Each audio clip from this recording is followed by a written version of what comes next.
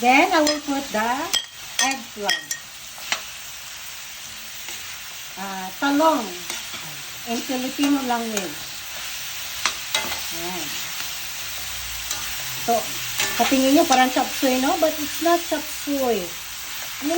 Mix ko lang yung mga vegetables. And then, I will put cubes.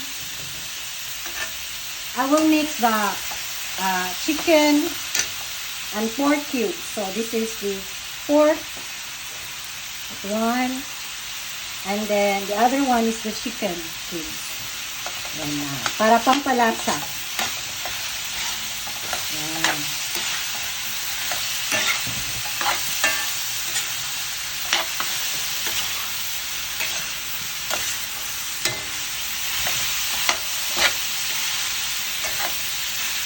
Then, I will put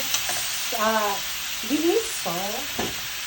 Konting salt lang para lang siya hindi ako naglalagay ng oyster sauce or toyo. Salt lang po. Yan. So,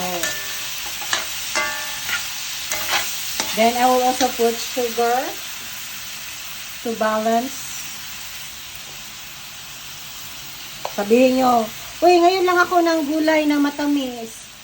Masarap siya, guys. Don't judge the book by its cover. Tikman nyo muna. Kasi makakalimutan yung pangalan nyo pag natikman nyo yung version ko. So, yan. Mix ko lang siya.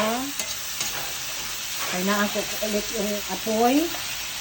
Yan. So, palalambutin ko muna.